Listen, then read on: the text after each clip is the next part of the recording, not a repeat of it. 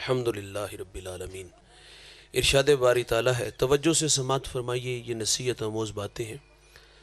अगर यकसू हो के सुनेंगे तो सीखने को बहुत कुछ मिलेगा। बच्चों ध्यान से यार, इरशाद बारी ताला है, तेरे रब ने फ़ैसला फरमा दिया, अल्लाह के अलावा किसी की इबादत ना करो। व बिल वालिदैन एहसाना, और वालिदैन के साथ हुस्ने सलूक से पेश आओ। अपनी इबादत के माँ बाप हमसे इस बात का तकाज़ा किया गया कि तुम वालिदैन के साथ हुस्ने सलूक से पेश आओ। नबी रहमत सल्लल्लाहु अलैहि वसल्लम फरमाते हैं, रिज़ाउल्लाहु फ़ी रज़ाइल वालिदैन व सख़तुल्लाहु फ़ी सख़तिल वालिदैन।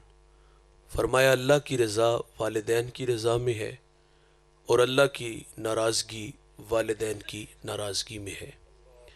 जिसने माँ बाप को राज़ी रखा उसने अपने अल्लाह को राज़ी किया, और जिसने माँ बाप को नाराज़ किया उसने अपने अल्लाह को नाराज़ किया।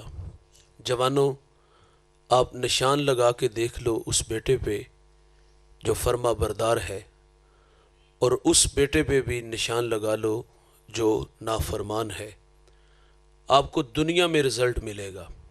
फर्मा बरदार बेटा जिएगा शान से, मरेगा ईमान से, और जो नालायक होगा, नाफरमान होगा, खिदमत से जी चुराने वाला होगा, वो दुनिया में भी जलील होगा, और जब दावरे महशर जो क़यामत का मुनसिफ है उसके सामने जाएगा तो सर पर इज़्ज़त की दस्तार नहीं होगी, बल्कि ज़िल्लत और रुसवाई का सामना करना होगा।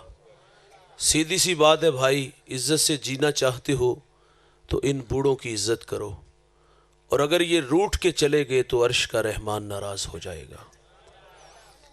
मैं एक सफ़र में था, तकरीबन आज से एक अशरा पहले की कहानी है। मुझे सरे राह सड़क किनारे एक बूढ़ा मिला। बस तवज्जो से सुनना है, सुबहान अल्लाह भी आहिस्ता आवाज़ में कहना है। जहाँ सुबहान अल्लाह कहना हो वहाँ सुबहान अल्लाह कहना है, जहाँ इस्तिग़फ़ार पढ़ना हो वहाँ इस्तिग़फ़ार पढ़िएगा।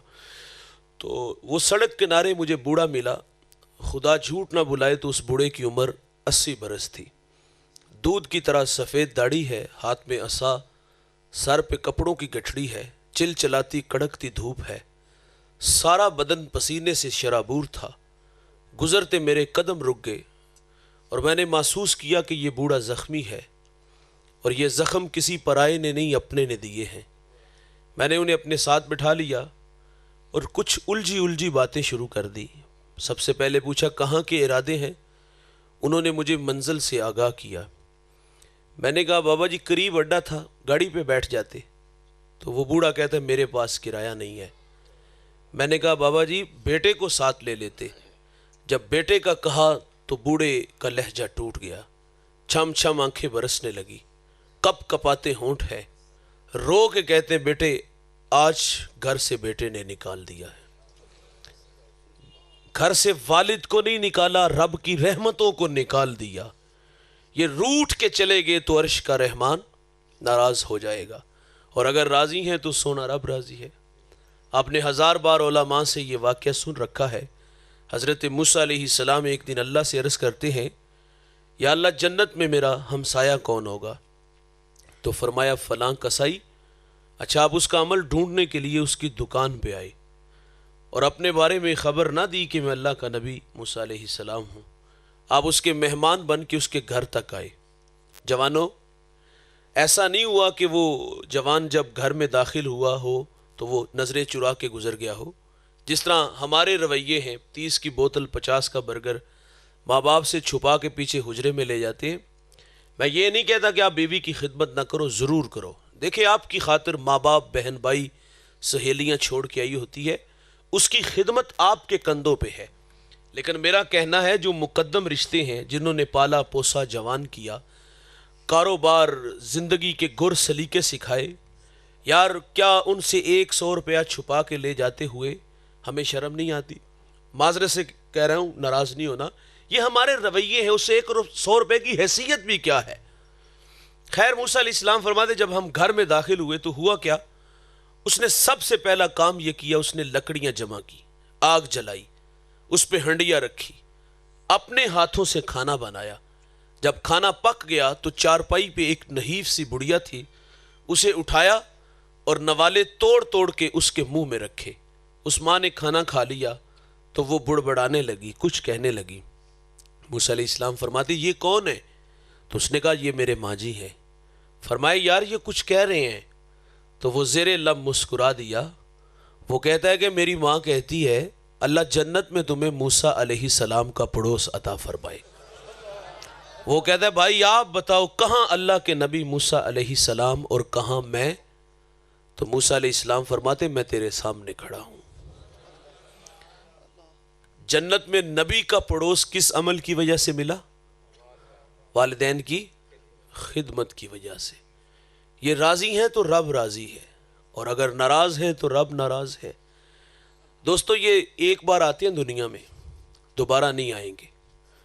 اگر ہیں تو ان کی زندگی میں ان کی قدر کرو۔ مرنے کے بعد تو ہم لوگ جو ہے نا وہ قبرستان جاتے تو الٹے قدم آتے ہیں، جوتے اتار کے جاتے ہیں۔ کاش کہ زندگی میں یہ ادب حیا کیا ہوتا تو اللہ کے ہاں کتنی عزت پاتے۔ مرنے کے بعد کل 10واں 40واں کے موقع پر ہم دیکھتے ہیں کئی قسموں کے پھل ہوتے ہیں۔ کاش کہ زندگی میں پھل کھلائے ہوتے، کاش کہ زندگی میں خدمت کی ہوتی۔ آج تو اکٹھے 50,000 کا لے آئے ہو اور تھوڑا تھوڑا کھلا دیا کرتے۔ زندگی میں کبھی نصیب نہ ہوا تو آج مرنے کے بعد ختم کے موقع پر ہم نے وہاں انواع و اقسام کے پھل لگا دیے۔ ان کی قدر جوانوں ان کی زندگی میں کرو۔ دنیا سے چلے جائیں گے تو آپ زندگی سے راستہ مانگو گے، راستہ نہیں ملے گا۔ ان کے قدموں کو چھو کے جاؤ گے، زمانہ آپ کا راستہ روکے گا بھی نہیں۔ اور یہ ماں باپ جو ہوتے ہیں نا یہ بوڑ کے درخت کی طرح ہوتے ہیں۔ آپ دیہاتی ہو اور میرا تعلق بھی ایک دیہات سے ہے۔ ہمارے دیہاتوں میں جب لائٹ چلی جائے تو ہمارے ڈیروں داروں پر نا بوڑ کے درخت لگے ہوتے ہیں۔ لوگ چارپائیاں اٹھا کے اس درخت کے نیچے آ جاتے ہیں، کیونکہ اس کا گنا اور اس کا سایہ گنا ہوتا ہے۔ گرمیوں میں ٹھنڈا اور سردیوں میں گرم ہوتا ہے۔ نیچے بیٹھنے والے آسودگی محسوس کرتے ہیں۔ لیکن یہ شاید کہ کبھی کسی کو احساس نہیں گزرا کہ اس درخت نے اپنے اوپر دھوپ کتنی لی ہے، کتنی دھوپ برداشت کر کے ہمیں ٹھنڈا سایہ دیا۔ قدر نعمت زوال نعمت کے بعد ہوتی ہے۔ اس درخت کی قدر جوانوں اس وقت ہوتی جب اس کو کاٹ لیا جائے، وہاں سے ہٹا لیا جائے۔ جہاں کبھی شجر تھا، لائٹ چلی جائے، چارپائی اٹھا کے اسی جگہ پہ آ کے بیٹھو گے تو کیا آسودگی محسوس ہوگی؟ دیوار کا سایہ ڈھونڈو گے تو آسودگی نہیں ملے گی۔ ماں باپ جو ہوتے ہیں یہ بوڑ کے درخت کی طرح ہوتے ہیں۔ یہ سارے زمانے کے دکھ، یہ سارے زمانے کی آزمائشیں، یہ سارے زمانے کی تکلیفیں اپنے اوپر لے لیتے ہیں، لیکن اپنی اولاد کو تتی ہوا نہیں لگنے دیتے۔ میں رات کا مسافر ہوں، اکثر لیٹ گھر جاتا ہوں۔ جب بھی کبھی کسی بڑے شہر سے رات 2-3 بجے میرا گزر ہو تو میں دیکھتا ہوں لوگ فیکٹریوں سے کام سے فارغ ہو کے گھروں کی طرف جا رہے ہوتے ہیں۔ اس میں بوڑھے بھی ہوتے ہیں، جوان بھی ہوتے ہیں۔ مجھے جوانوں کو دیکھ کے کبھی بھی تعجب نہیں ہوا۔ بات سمجھ میں آتی ہے کہ ان کے کچھ خواب سپنے ہیں۔ یہ ہمسائے کے گھر سے بڑا گھر چاہتے ہیں، ہمسائے کے گھر میں کھڑی گاڑی سے بڑی گاڑی چاہتے ہیں۔ دنیا بنانے کے لیے، دنیا کی آسائش اور خوابوں کی دنیا میں اور ان کی تکمیل کے لیے ہم نے 8 سے 18 گھنٹے کام کیے۔ تعجب نہیں ہوا۔ تعجب بوڑھوں کو دیکھ کے ہوتا ہے۔ یہ وقت آرام کا ہے، خدمت کروانے کا ہے۔ اب تو چلنے کی قدموں میں طاقت بھی نہیں، گھر سے نکلتا ہے تو 10 جگہ جو ہے وہ سانس لینے کے لیے رکتا ہے۔ کیا مصیبت پڑی ہے فیکٹریوں میں 18 گھنٹے جو ہے وہ مشقت اٹھانے کی۔ یہ خیال آتا ہے نا، تعجب بوڑھوں کو دیکھ کے ہوتا ہے، یہ تو وقت آرام کا ہے۔ پھر خیال یہ آتا ہے یار یہ پیٹ لگا ہے، اس کی آگ بجھانی ہے، اس کے بھی تو کچھ مطالبے ہیں۔ پھر میں جب عمر دیکھتا ہوں کہ منہ میں دانت نہیں، انواع و اقسام کے کھانے پھل نہیں کھا سکتے، یہ بوڑھا اپنی ذات پہ کتنا خرچ کر لیتا ہوگا۔ صبح چائے رس، رات کو دلیا، اپنی ذات پہ 50 روپے خرچ کرنے والا فیکٹریوں میں اور مستریوں کے پیچھے دابڑے اٹھا رہا ہے۔ کیا مصیبت پڑی ہے؟ میں والدین کی عظمت کو سلام کرتا ہوں۔ ان کے پیش نظر ہوتا ہے پہلے بچے چھوٹے تھے، اسکول پڑھتے تھے، اب کالج میں ہے، یونیورسٹیوں میں پڑھتے ہیں، اب تعلیمی اخراجات بڑھ گئے۔ انہیں پورا کرنے کے لیے 8 سے 18 گھنٹے کام کیا۔ بوڑھی ماں گھر میں سلائی مشین چلا رہی ہے، نظر والی اینک لگ گئی، فٹ بال سی رہی ہے، کئی بار ہاتھ زخمی ہوئے۔ شہر میں آ کے پڑھنے والوں بھول گئے ہو کس کی ماں نے کتنا زیور بیچا ہے، کتنی محنت، کتنی مشقت، کتنی آزمائشوں کے بعد جو خواب انہوں نے دیکھے ان کی تکمیل کے لیے بوڑھا باپ فیکٹری میں اور گھر میں ماں محنت مشقت کر رہی ہے ہمارے تعلیمی اخراجات پورے کرنے کے لیے. لیکن صد افسوس دوستو، جب ہم بڑے ہوئے نا، اچھا ان کے پیش نظر ایک چیز اور بھی ہوتی ہے کہ چلو ہم پڑھے لکھے نہیں، کل کو ہماری اولاد ہماری جگہ پہ نہ آ کے کھڑی ہو. یعنی والدین یہ بھی چاہتے ہیں کہ ہم نے تو ساری زندگی مستریوں کے پیچھے دھابڑے اٹھائے ہیں، فیکٹریوں میں دھکے کھائے ہیں، کل کو ہمارے بچے ہماری جگہ پر نہ کھڑے ہوں. ہمیں بڑا دیکھنے کے لیے 18 گھنٹے کام کیے، لیکن جب ہم بڑے ہوئے تو ماں باپ چھوٹے ہو گئے. اب بیٹا باپ کا تعارف کراتے ہوئے بھی شرماتا ہے. میری دیوار کے متصل میرا ہمسایا جوتے گانٹ گانٹ کر کے اس نے اپنے بچوں کو بڑھایا. لاہور چلے گئے اور باپ بچوں کو ملنے کے لیے لاہور چلا گیا سوغات لے کے، گنا گڑ وغیرہ. تو اس دن اس کے دوست بھی آئے ہوئے تھے. ملاقات کر کے کمرے سے باہر آنے لگے تو کسی دوست نے کہا یہ بوڑھا کون ہے؟ اس نے کہا یہ دیہات میں ہمارا ملازم ہے. ماں باپ ہماری خدمت نوکروں کی طرح کرتے ہیں، لیکن نکمی اولاد کو تو نوکر نہیں نہ سمجھنا چاہیے. اور یار آج باپ کا تعارف کراتے ہوئے بھی شرماتے ہو. والدین کو انگلش کا کوئی ٹیڑھا میڑھا لفظ بول دینا تو بچے مذاق اڑاتے ہیں. 4 کلاسیں پڑھ لیتے تو تمہیں بولنے کا تو پتہ آ جاتا. اور کبھی ماضی کے اوراق پلٹ کے دیکھو، ان کے رت جگہ دیکھو، پیار کا طوفان دیکھو، تم کہاں تھے اور کہاں لا کے کھڑا کیا. اور آج کہتے ہو 4 کلاسیں پڑھ لیتے تو بات کرنے کا سلیقہ ہوتا. تمہیں 4 کلاسیں نہ پڑھاتے، چلنے کے قابل ہوتے تو ساتھ جو ہے وہ دہاڑی کے لیے لے جاتے، رات کو 50-100 روپے کما کے تم بھی تو لاتے. لیکن اپنے جیسا نہیں، اپنے سے بڑا دیکھنے کے لیے کہ اس جگہ پہ نہیں کسی بڑی جگہ پر دیکھنے کے لیے انہوں نے 18 گھنٹے کام کیے. آج بیٹا تعارف کراتے ہوئے بھی شرماتے. مجھے سرے رائے ایک ریڑی پہ دانے بھوننے والا بوڑھا ملا. اس کے میں نے ہاتھ دیکھا کام بھی نہیں کر رہے تھے. میں نے کہا بابا جی اس عمر میں بھی کام کرتے ہو؟ بڑا بولا انداز تھا. مجھے کہتے ہیں مولوی صاحب میرا پتر 14ویں کلاس پڑھتا ہے. جوانوں اس پیار کو ہم کس ترازو پہ تولیں گے؟ کتنی محنت مشقت سے پالا اور آج باپ کا تعارف کراتے ہوئے بھی شرماتے ہو.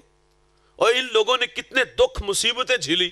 یہ چائنا میں ایک جھٹکا لگا تھا آج سے 100 سال پہلے، بہت سارے لوگ مارے گئے، زمین تلے چلے گئے، اور ایک بہت بڑی عمارت کو جب اٹھایا گیا، نیچے سیل تھی، جب وہ پیچھے ہٹی ایک خاتون اور بچہ تھا، بے ہوش تھے، دونوں کو ہاسپٹل لے گئے. ہوش آیا تو عورت سے، اس خاتون سے سوال کیا گیا کہ بہن عجیب کہانی ہے، تیرا سارا بدن سلامت ہے لیکن تیری انگلیوں کے پورے زخمی ہیں، اس کی وجہ کیا ہے؟ اس نے کہا یہ امتحان تھا جس میں ہم پھنس گئے. چند دن میں بیٹے کو چھاتی کا دودھ پلاتی رہی. جب دودھ خشک ہوا، بچہ بھوک کی وجہ سے بلکتا، تو کہتی مجھ سے اس کا رونا دیکھا نہ گیا. کبھی کہتی میں انگلی اس کے منہ میں ڈالتی، کبھی زبان اس کے منہ میں ڈالتی، لیکن زبان بھی تو کانٹا بن چکی تھی. فرماتی جب یہ روتا تو پھر میری ممتا تڑپ اٹھی. کہتی میں اپنی انگلیوں کو کاٹتی، چباتی، جب خون نکلتا تو میں انگلی اپنے بیٹے کے منہ میں رکھ دیتی. ماں اپنا خون پیش کر رہی ہے، بوڑھا باپ پردیس کے دھکے کھا رہا ہے، مستریوں کے پیچھے دابڑے اٹھا رہا ہے، فیکٹری میں گالیاں کھا رہا ہے ہمیں بڑا دیکھنے کے لیے. ہم بڑے ہوئے تو یہ چھوٹے ہو گئے.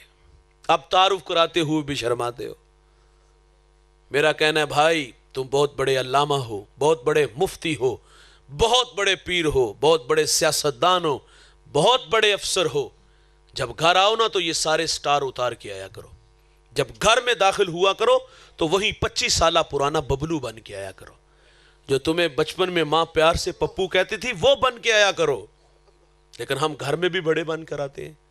جب گھر آؤ تو بڑا بن کر نہیں، چھوٹا بن کر آیا کرو. وہ بچپنے کی معصومیت لے آیا کرو. کیا ماں آج بھی نہیں کہتی؟ آپ 18ویں سکیل کے افسر ہو، آج پورے ضلع کے آپ مالک ہو. ماں جب بھی بیٹے کو گھر سے رخصت کرتی تو یہ بات کہتی بیٹا سڑک دھیان سے کراس کرنا.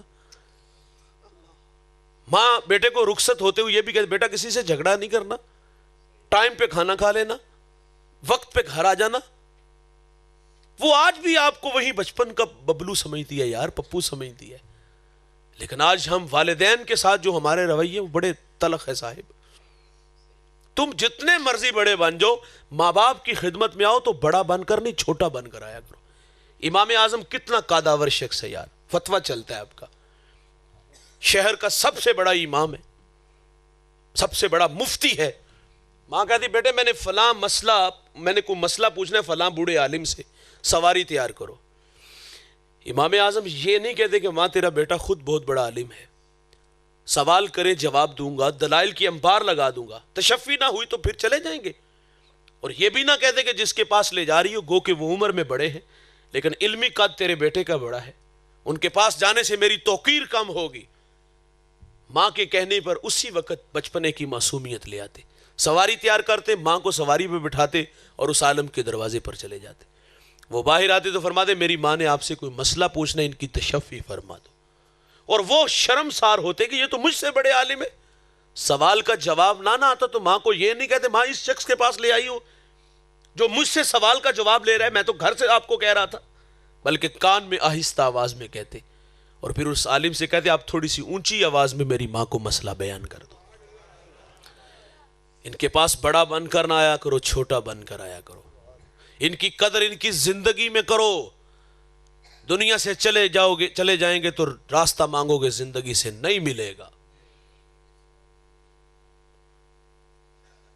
میرے کریم آقا صلی اللہ علیہ وسلم یمن کی طرف منہ کرتے ہیں، سنو سعادت مند بچوں کی کہانیاں۔ یمن کی طرف منہ کرتے ہیں، قمیض کے بٹن کھولتے ہیں، لمبے لمبے سانس لیتے ہیں اور کیا فرماتے ہیں؟ انی لاجد ریح الرحمن، مجھے یمن کی طرف سے یار کی خوشبو آتی ہے۔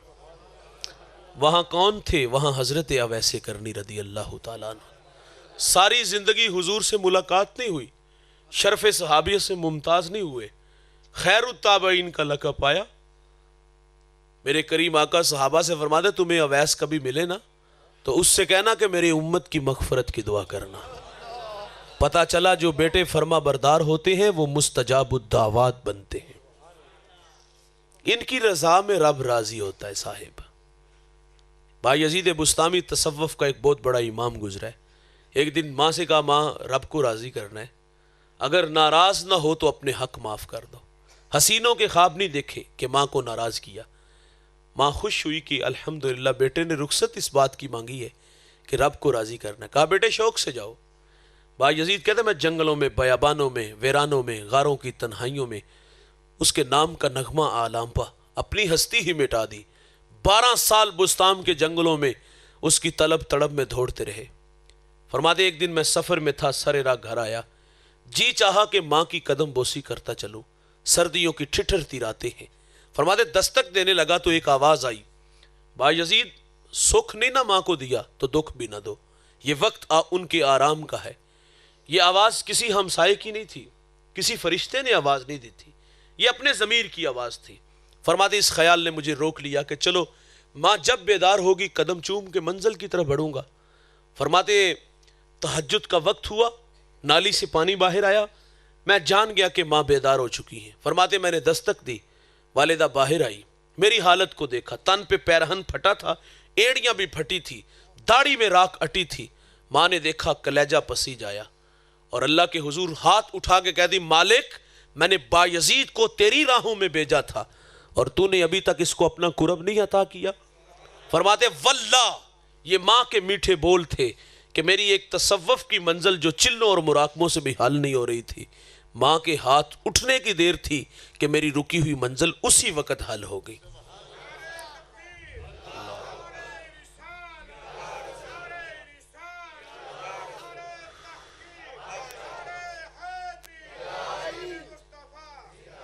آپ فرما دے مالک میں تجھے جنگلوں سے ڈھونڈ رہا ہوں، تو میری ماں کے پاس رہتا ہے۔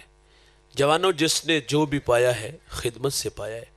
ابن کثیر میں نے ایک واقعہ پڑھا ہے، ایک شخص 4 بیٹے رکھتا تھا، یہ پچھلی امتوں کا تذکرہ ہے۔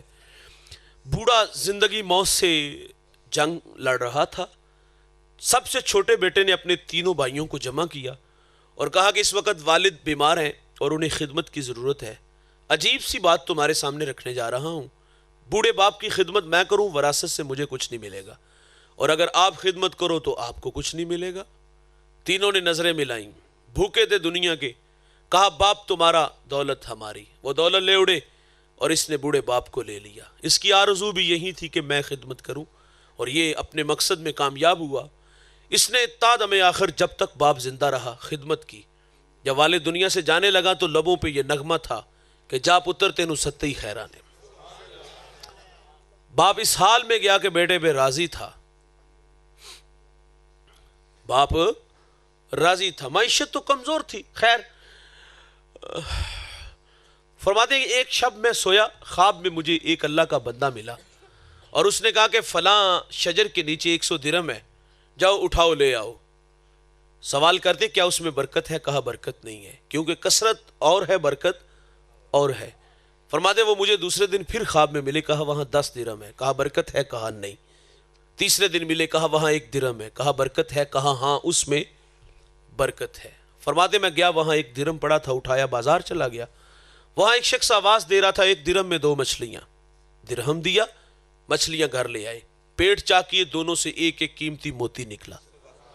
ایک موتی لے کے بازار گیا، بھلا زمانہ تھا، آج تو دا لگا لیتے ہیں.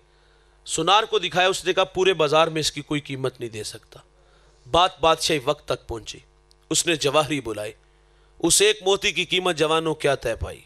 10,000 درہم، 20,000 درہم، 25,000 درہم نہیں. اس 1 درہم کی قیمت 30 خچر، ان پہ جتنا سونا لاد لیا جائے 1 موتی کی قیمت طے پاتی ہے. وہ اس سونا اٹھاتا ہے، گھر لے آتا ہے. بادشاہ دوبارہ بلاتا ہے، تیرے پاس کوئی اور قیمتی موتی ہے؟ کہا ہاں ہے. کہا بیچتے ہو؟ کہا ہاں بیچتا ہوں. کہا کیا اب لوگے؟ کہا ڈبل ریٹ ہو گیا ہے. اس نے 60 خچر ان پہ سونا لاد کے دے دیا. یقیناً اس شہر کا بادشاہ کے بعد سب سے امیر شخص وہ ٹھہرا. کون جوانوں؟ جس نے بوڑھے باپ کی خدمت کی. اور دولت ہی سب کچھ نہیں ہوتی، یہ ٹگئی سب کچھ نہیں ہوتے. ماں باپ بہت بڑی دولت ہیں صاحب، ان کی خدمت میں رب کی رضا ہے، اور ان کی خدمت کی بدولت دنیا میں بھی عزت اور آخرت میں بھی نام ملے گا. لیکن ہم نے دیکھا ہے جب وراثت تقسیم ہوتی ہے نا تو تماشا دیکھنے والا ہوتا ہے. بھائی جھگڑتے ہیں جائیداد جب تقسیم ہوتی ہے نا کہ فلاں گھر جو اچھی جگہ پہ تھا وہ خود رکھ لیا اور مجھے پیچھے گلی میں دھکیل دیا جس کی 10 سال بعد بھی قیمت نہیں. بھائی جائیداد پہ جھگڑے. کبھی زمانہ تھا بچپن میں جھگڑتے تھے اور وہ جھگڑا بڑا خوبصورت تھا کہ ماں میری ہے، باپ میرا ہے، اور اس بات پہ اتھرو بھی بہائے جاتے تھے. لیکن بڑھاپے میں کاش کہ یہ جھگڑا ہوتا تو کتنا خوبصورت ہوتا. لیکن بڑھاپے میں یہ جھگڑا نہ ہوا، جھگڑا جائیداد پہ ہوا. اور جب والدین کی باری آتی تو یہ تماشا دیکھنے والا ہوتا ہے. ایک بھائی کہتا ہے یار میرے بچے زیادہ ہیں اور میرا گھر چھوٹا ہے، میرے خرچے زیادہ ہیں، تو 4 مہینے تو میرے نکلوا دینا. یہ کون کہہ رہا ہے؟ بیٹا کہہ رہا ہے. کس کے لیے کہہ رہا ہے؟ اپنے والدین کے لیے کہہ رہا ہے. نالائق، تیرے پاس ماں باپ کے لیے 4 پائی کی جگہ نہیں ہے؟ تیرے پاس باپ کو 2 وقت کا کھانا کھلانے کے لیے پیسے نہیں ہیں؟ کوئی کہتا ہے بوڑھا کھانستا ہے، میرے بچوں کی نیند خراب ہوتی ہے، میرا گھر چھوٹا ہے، بچوں کے اخراجات زیادہ ہیں، میں کیسے بوجھ اٹھاؤں؟ اس سماج میں ایسی بھی نالائق اولاد ہے. کئی بوڑھے اولاد کے رویوں سے نالا ہو کے سڑکوں پہ دھکے کھا رہے ہیں، بھیک مانگنے پہ مجبور ہوئے، صدقہ و خیرات کھانے پہ مجبور ہوئے.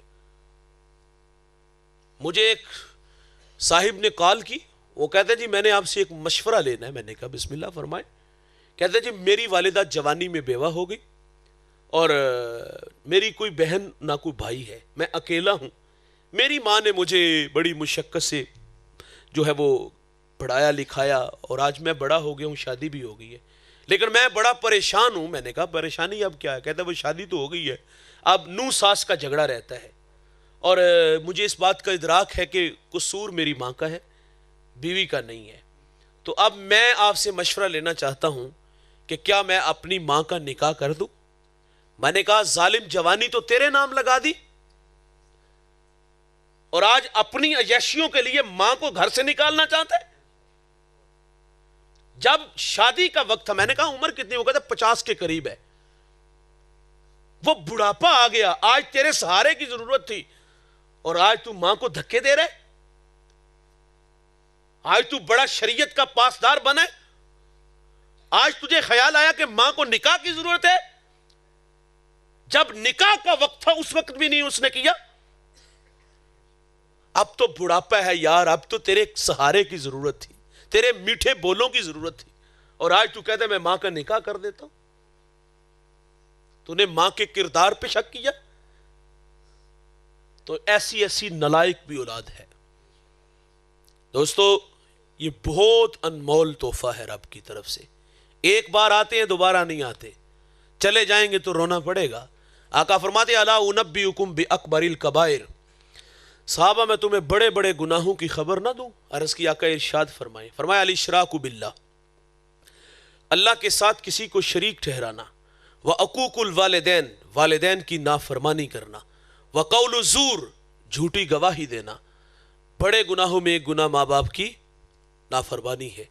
ترمذی کی روایت, ابو ہریرہ راوی, باب الفتن میں یہ روایت موجود ہے.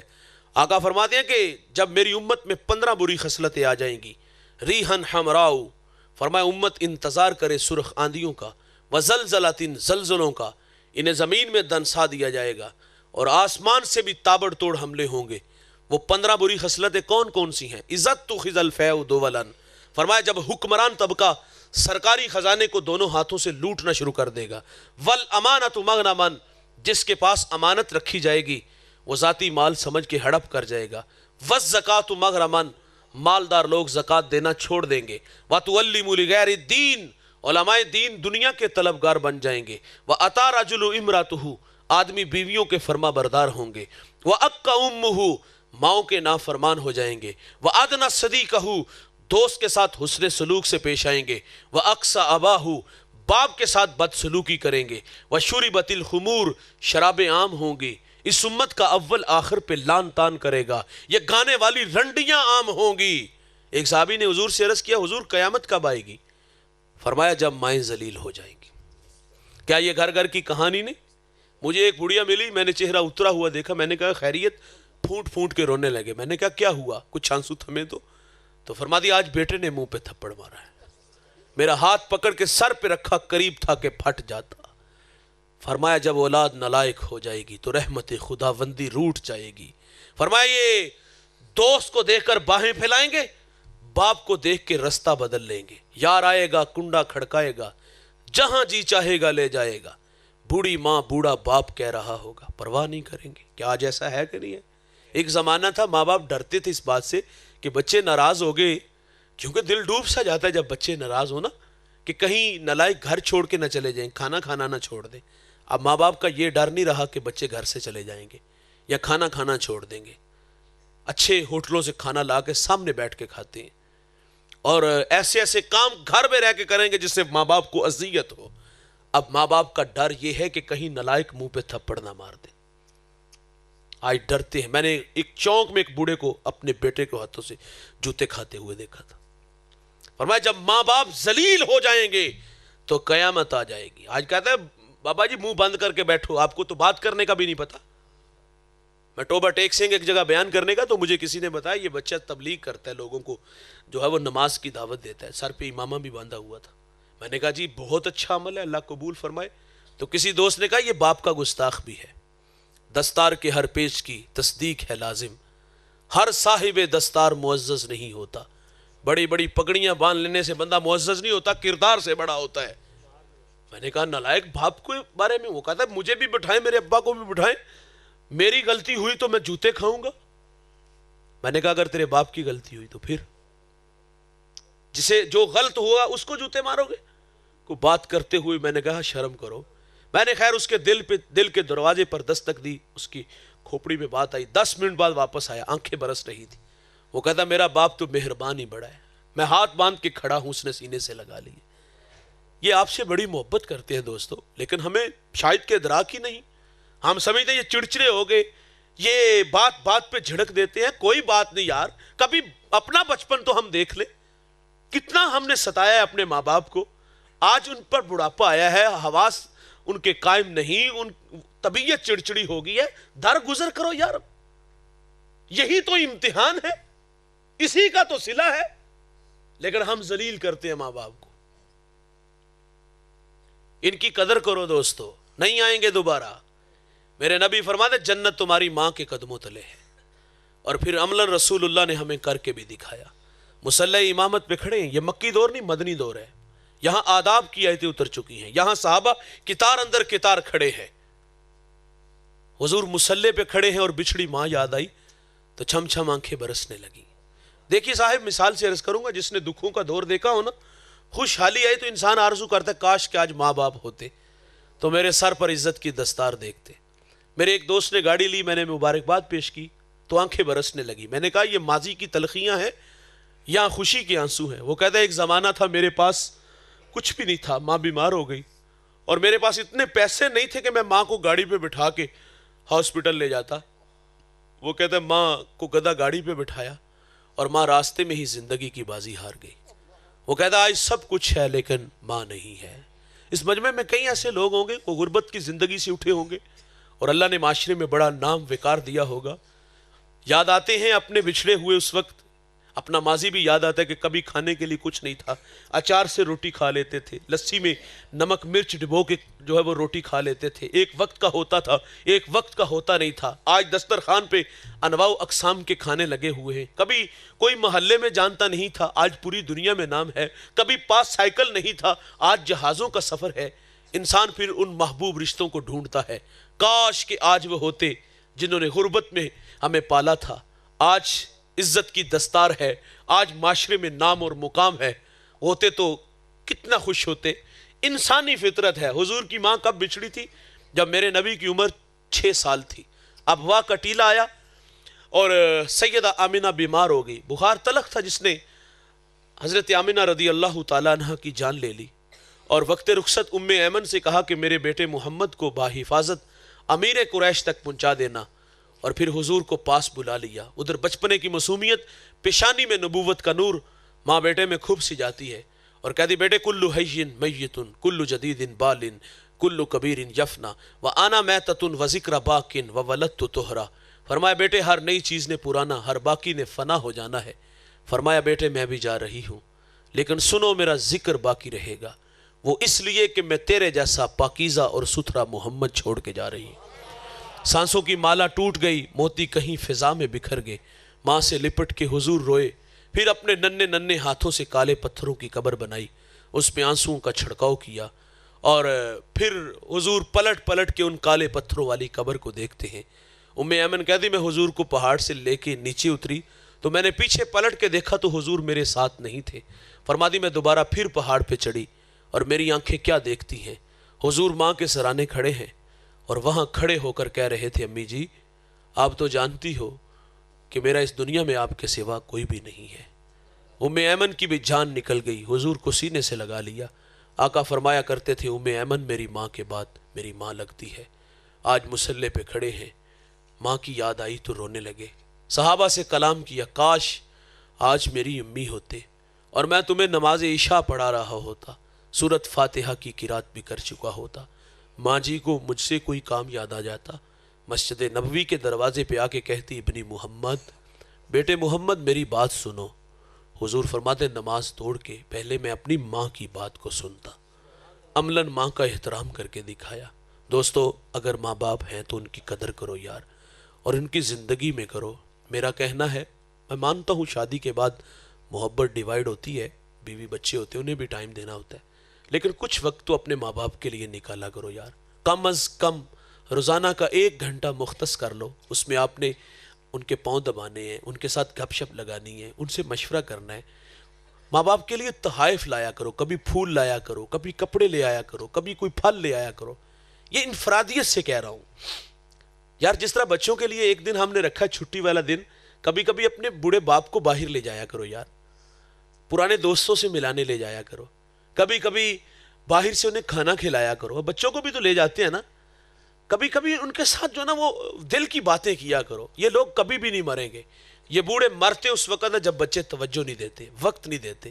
ہمارا ماں باپ سے رابطہ اس وقت ختم ہوتا ہے جب ہم خود کفیل ہوتے ہیں. جب تک محتاج ہوتے ہیں نا تو وہ تھوڑی بہت ہی ہم خدمت کرتے ہیں, وہ ملاقات اور رابطہ رہتا ہے کیونکہ ہمیں پیسوں کی ضرورت ہوتی ہے. لیکن جب ہم خود کفیل ہوتے ہیں اور وہ آپ کے سہارے کا محتاج ہوتے ہیں تو اس وقت ماں باپ یقین جانو تنہا ہو جاتے ہیں اور ٹوٹ جاتے ہیں. دوستو انہیں وقت دیا کرو, ان کی خدمت میں بیٹھا کرو, ان سے دوستی لگایا کرو یار. یہ کبھی بھی نہیں مریں گے, یہ ہمیشہ زندہ رہیں گے. اور آخر پہ 1-2 بات ہے, یہ بھی باتیں سنتے چلیے. دیکھیں میرے ماں باپ نہیں ہیں, میری آرزو مچلتی ہے یار آج وہ ہوتے تو ان کی خدمت کرتا. انسانی فطرت ہے, کسی نے واصف علی واصف سے کہا تھا کہ اگر ماں باپ نہ ہو تو ان کے ساتھ کوئی بندہ حسن سلوک کرنا چاہے کہ وہ قبر میں آسودہ ہو ہمارے عمل رویے کی وجہ سے، کوئی ایسا وظیفہ ہے؟ تو واصف علی واصف نے بہت خوبصورت بات کی تھی. آپ فرماتے ہاں ہے. کہا وہ کیا؟ کہا اگر ماں باپ دنیا سے چلے جائیں تو پیچھے جو وہ اولاد چھوڑ جاتے ہیں تو فرمایا ان کے ساتھ حسن سلوک کیا کرو. دیکھیں اس مجمع میں کچھ بھائی امیر ہوں گے اور کچھ بھائی غریب ہوں گے، اور امیر کے گھر میں دسترخوان پر انواع و اقسام کے کھانے ہوتے ہیں، وہ ضرورت کا کھا کے باقی کتوں کے آگے پھینک دیتے ہیں. اور دیوار کے متصل غریب بھائی کا گھر ہے، اس کے گھر میں ایک وقت کا کھانا ہے اور ایک وقت کا نہیں ہے. کاش کہ ہمیں احساس ہوتا کہ میرا بھائی گو کہ وہ بھی میری طرح ہی ایک انسان ہے، لیکن میرے نصیب میں رزق زیادہ ہے اور اس کے نصیب کا رزق کم ہے. کتنا ہی اچھا ہے کہ میں اپنے بھائی کی کفالت لے لوں. میری کوئی بہن غریب ہے تو میں اپنی بہن کی کفالت لے لوں.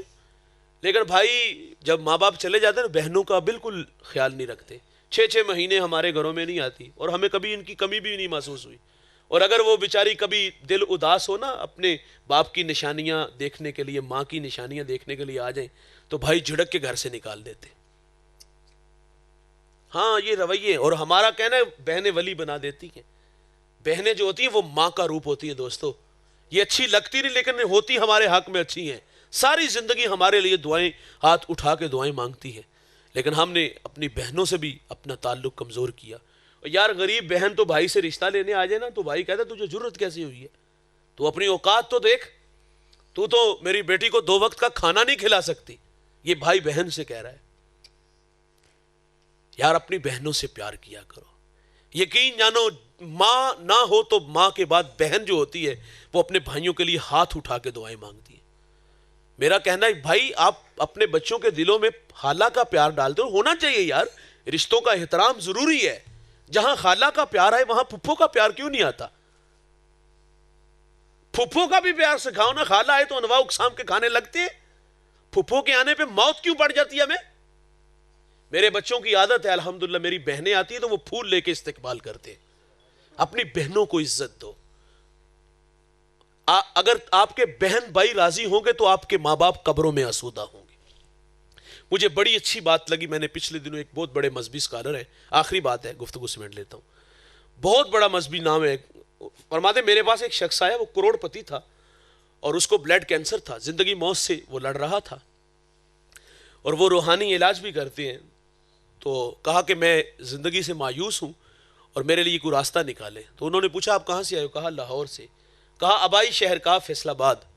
کہا وہاں کوئی تمہارا اپنا ہے؟ کہا ہاں وہاں میرے چچا تائے سب رہتے ہیں، بہنیں ہیں.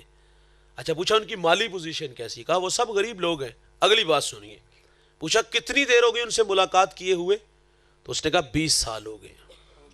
کیونکہ غریب رشتہ دار بھی نہیں ہوتا. غریب تو ہمیں کو کال کر لینا تو ہمیں ڈر لگتا ہے کہیں قرض نہ مانگ لے. یہ ہمارا رشتہ داروں کے ساتھ تعلق، اور وہ رشتہ دار ہوتا بھی نہیں، اس کو دور کا رشتہ دار بھی نہیں مانا جاتا. کہا سب غریب ہے. تو کہا تیرا علاج شروع ہو گیا. کہا کیا کرنا ہے؟ کہا 20 دن ان لوگوں میں گزار کے آؤ. اور وہاں کرنا کیا؟ کہا ان کے مسائل سنو، ان کے ساتھ بیٹھ کے کھانا کھاؤ، ان کے ساتھ گپ شپ لگاؤ، بھوکوں کو کھانا دو، برہنہ کو لباس دو، پیادہ کو سواری دو، پیاسے کو پانی پلاؤ. کہتا 20 دن ان کی خدمت کرنی ہے. کسی کے پاس ٹریکٹر نہیں، ٹریکٹر لے دو. ہل نہیں، ہل لے دو. ٹیوب ویل نہیں ٹھیک، وہ ٹھیک کروا دو.